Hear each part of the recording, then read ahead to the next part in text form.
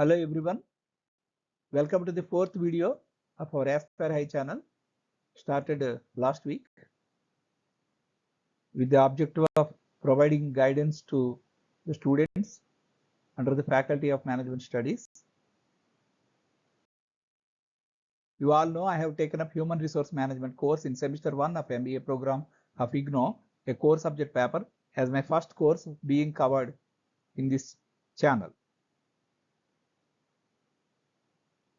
During the last 3 videos, I have covered all the topics of Unit 1, Concept and Evolution of HRM.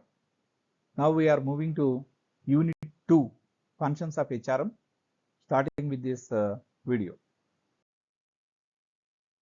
Unit 2, Functions of HRM. There are 5 topics: Functions of HRM, Roles and Responsibilities of HR Managers, Functions of HR Managers, Emerging Aspects of HRM Function, Challenges Faced by HR Managers. The learning objectives given are: the student is expected to provide at the end of the completion of this unit, provide an overview of HRM, describe the roles and responsibilities of HR managers, explain the functions of HR managers, and identify the challenges faced by HR managers. The series of videos covering Unit 2 will definitely help the student achieve the learning objectives, I earnestly hope. Coming to the examination pattern and perusal of the previous few semester term and examination papers, it is observed that roles and responsibilities of HR managers, challenges faced by HR managers are asked frequently, and functions of HR managers was asked jointly with another topic, evolution of HRM, that was covered in Unit 1. So by and large, it is observed that roles and responsibilities of HR managers, functions of HR managers, challenges faced by HR managers are important from the examination point of view. So now let us start the Unit 2, Functions of HRM. First topic, Functions of HRM. HRM plays the center stage role in an organization to meet the challenges of a dynamic and competitive environment. 2 words, dynamic environment, competitive environment. Dynamic environment means the scenario is changing over a period of time, sometimes even very quickly also. Competitive environment means more and more players are there in a particular sector or industry in which a particular organization is working, or more and more new players are coming into that particular industry or sector in a short period of time. So there is a neck-to-neck competition. Thus, to meet the challenges of a dynamic and a competitive environment, HRM has an important role to play. In this context, we can say that HRM functions could be broadly categorized into 2. The first one being the managerial functions, the second one being the operative functions. So managerial functions, there are 4 managerial functions: planning, organizing, directing, and controlling. Operative functions, there are 5 operative functions: HR sourcing, performance and development, compensation management, integration, and employee relations. All the 4 managerial functions, planning, organizing, directing, and controlling, will have a direct influence on these operative functions, that is HR sourcing, performance and development, compensation management, integration, and employee relations. Now we will discuss all these 4 managerial functions and 5 operative functions one after another. Now let us start with managerial functions, the first one being planning. So what is planning? To say simply, turning vision into action is planning. Turning vision into action. That is what you mean by planning. Planning is a process, to understand it in a better way, planning is a process of setting objectives and choosing the best option out of a few alternatives available to achieve those objectives. That is a broad, very clear, crystal clear definition. It is a process of setting objectives and choosing the best option out of a few alternatives available to achieve the set objectives. So then it involves planning of human resources, assessment of requirement, that is manpower, gap assessment, required manpower, actual manpower, difference being the gap, like that, recruitment, selection, training, etc. So next comes organizing. It is essential to carry out the determined course of action. So organizing means it is objective is here to carry out the determined course of action. For that, what is required? Relationships among employees so that they can collectively contribute to the achievement of the objectives of the organization. So what actually implicit in this is collectively contribute means teamwork is required. For that, a proper organizing is very, very important. Only when such things are put in place by the HRM function, then only the required level of teamwork with synergy. Synergy means 1 plus 1 is not 2, it is more than 2. That will happen. The third one is, coming to the third one, directing. It is about the execution of the plan, The willingness and the effective cooperation of employees for the attainment of objectives of the organization is possible through proper direction only. That means leadership here. Okay, how? In the let us say in the opposite way. In the absence of proper direction, what will happen is one employee will take the things into one direction and the other employee will pull in the opposite direction. Ultimately, the achievement of objectives will be in doldrums. That means it is just not possible ultimately to get the desired results at the end of a financial year. So what is important is setting a proper direction is very, very important. That is what is all about. The third one, directing. The last one is controlling. Controlling is nothing but a review mechanism, monitoring mechanism. That means at the beginning of the financial year, there could be some say targets. The targets will be further subdivided into say quarters or 12 months on a monthly basis, like that. So then once the first quarter is over or first month is over, what is actually happening? Comparing the actuals with the targets. Then what is the gap, if any, and how to move forward? That type of controlling mechanism or review or monitoring function, if it is properly put in place, then automatically the desired results could be achieved without much difficulty at the end of the year. That is all about the controlling function. These are the 4 aspects of the managerial functions: planning, organizing, directing, and controlling. Let us move to operative functions, the first one being HR sourcing. It is concerned with employing the people with required KSA necessary to achieve the objectives. Required KSA, people with required KSA. Such people only are to be recruited. What are KSA? Knowledge, skills, and abilities. Then, what are the major sub-functions in this? That means activities to be undertaken in the HR sourcing. First one is job analysis.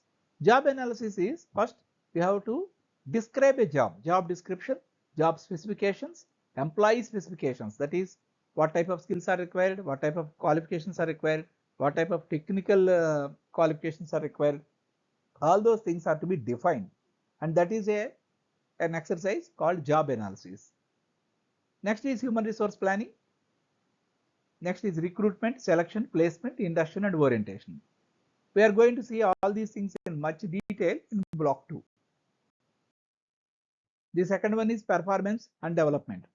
It is a process of improving, molding, and changing what?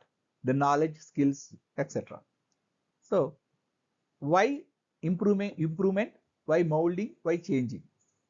Because as discussed just now, KSA of employees is already fulfilled, because such type of people, suitable people only are recruited, but that alone is not sufficient.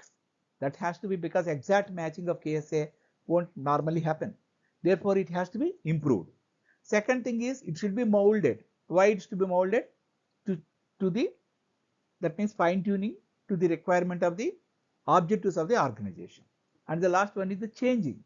Why change is required? change is required because the objectives of the organization also change over a period of time with changes in the socio-economic environment in which it is operating. So that is the essence of this improvement, molding and changing the skills, knowledge, etc. Other things are values, commitment levels, etc. But important things are aptitude and attitude. They are very nearer words, but the meanings are entirely different. Aptitude is different, attitude is different. So what is aptitude? Aptitude relates to intelligence or mental faculty. So what is aptitude? It is a natural ability to learn something. It is a natural ability to learn something. It is related to the mental faculties of a person. Whereas attitude refers to feelings, opinions or perspectives about something. It is a behavioral issue. Aptitude can be measured through tests, but attitude cannot be measured so easily. So we have to understand the finer distinction between aptitude and attitude like this. Then the subtopics are performance appraisal, training, management development. Management development relates to executive development, career planning and development, internal mobility in the form of a transfer, promotion or a demotion, and retention and retrenchment, and change and organizational development. These are the various aspects that are normally covered under performance and development subfunction. The third one is compensation management.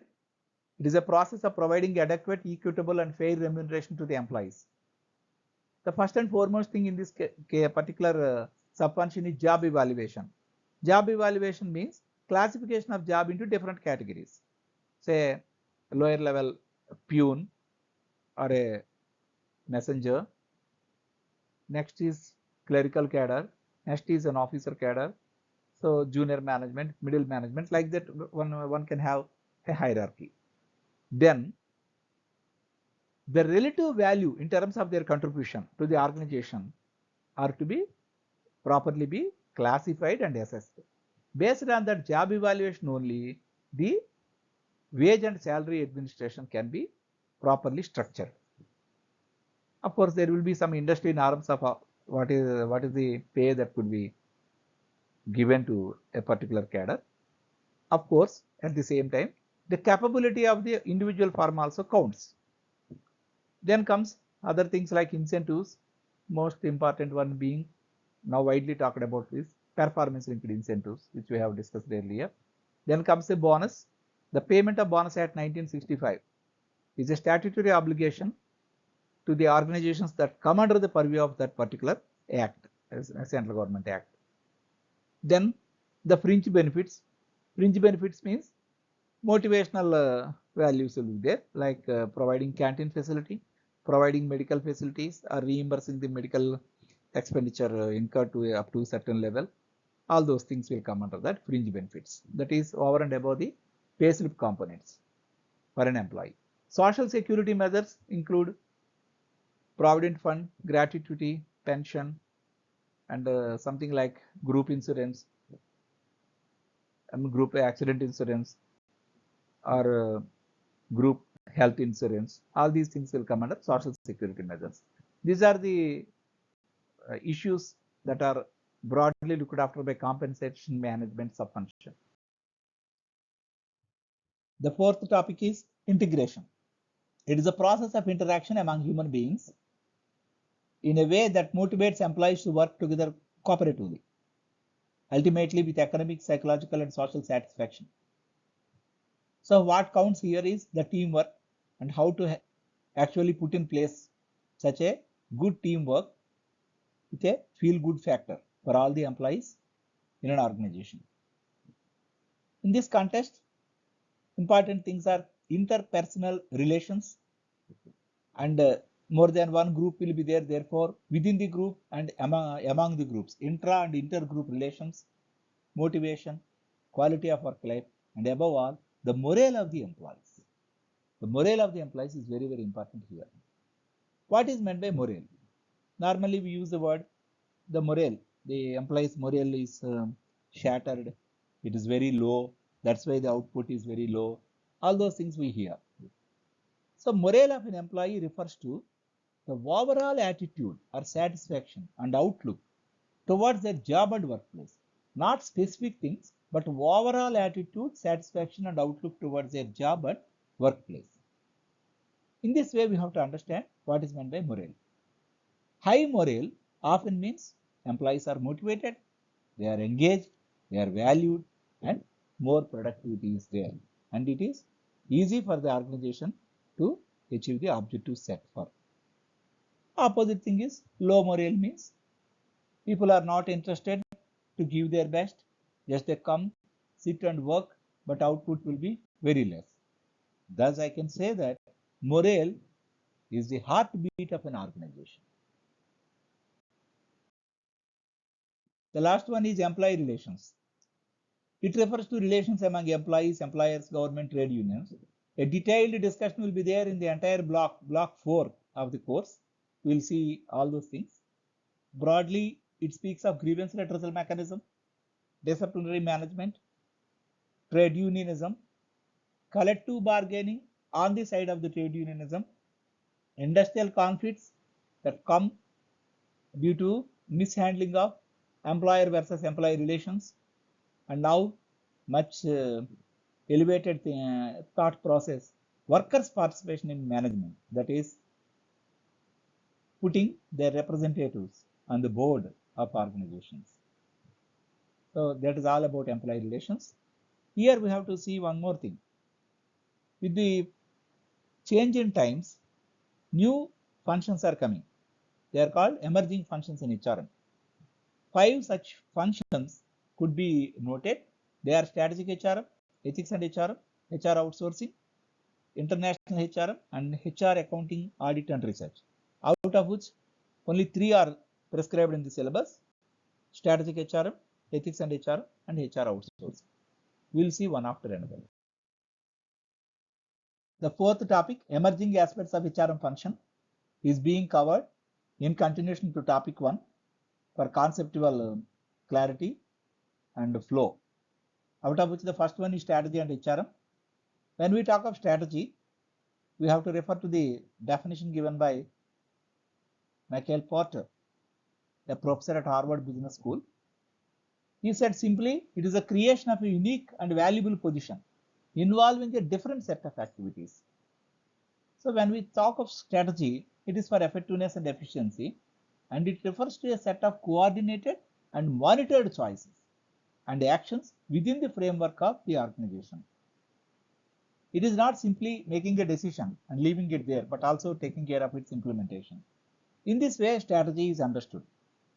In fact, strategy word is very frequently used, but the technical way of representing is important from the examination point of view. Always better to write what this Michael Porter's definition: the creation of a unique and valuable position involving a different set of activities. Then why it is related to HRM? There is a reason. When there is a competitive business strategy, there should be a corresponding HR strategy. Both are to be synced. Now we are calling HR as a strategic partner. HR itself is treated as a strategic partner for that reason. For example, for one reason or other, when the sales of a company have come down by second quarter in a year, automatically the company immediately will take care of and review their business strategy to somehow finally achieve their goals by year end. Then corresponding HR strategy, say the performance linked incentive, which will be handled by HRM only, that has to be adjusted as per the requirement of the changes in the business strategy. That is why we say that the HR strategy and the business strategy are to be synced. Today, that is leading to formation of a new concept or a new function. It is of course under evaluation: strategic human resource management, SHRM. Second one is ethics and HRM. Ethics itself has assumed a lot of importance in management studies. HR people play a major role in keeping, disseminating and enforcing ethics in an organization. So what is ethics? Let us go to the Barry Posner and Warren Smith definition. Very simple definition. it says that they say that ethics is a discipline that deals with what is good and evil, or right and wrong, or moral responsibility and duty. The meaning is either a thing could be good or bad, or right or wrong, or moral responsibility simply, or a duty. We have to understand in such a way that ethics means right, fair and just, and beyond merely following the law. Beyond merely following the law. So it is beyond the law. That is the legal requirement. That is the civil code, the criminal code, all those things in any country. It is having a broader dimension. You can easily understand. So that's why we are stressing it here. The role of HRM is very, very important in maintaining those ethics in an organization. Then comes the examples of misconduct.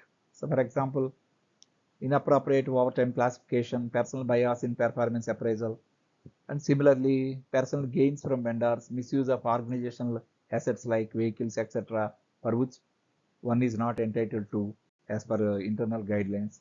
Similarly, discrimination on grounds of gender, etc. All those things will come under misconduct, which we can call them as violation of ethics, and I mean unethical practices. Rather, this is all about a brief introduction to ethics and HR. The third one, the last one is HR outsourcing. We are very familiar with the term BPO, business process outsourcing, that is engaging a third party for one or more business operations. Now it has permitted HRM also, but the way we are giving high weightage to HRM function, we have to discuss separately HR outsourcing, because the challenges are more. Which function is to be given outside? Some confidentiality issues will be there in HRM. Therefore, it is a very crucial thing. Second thing is how to manage the relationship with the firm to which this outsourcing is given. Research indicates that cost saving is not found, even though gains are there, because the software companies that are providing the HR module, they are charging crores of rupees. So there is nothing like any cost saving due to this outsourcing, but significant gains are felt. That is increased efficiency, quick response, all those things are found. But the loss is the people working in the HR department are slowly losing the basic knowledge also, because it is the subjects are outsourced. That is the disadvantage. But overall impression is that it is good, except the cost saving. Then what is ultimately happening then? Strategic HR decision only is remaining with the organization. This is about brief outline of HR outsourcing. Thanks for watching. We shall meet in our next video presentation coming up in a few days, wherein we will continue the remaining topics of Unit 2, Functions of HR.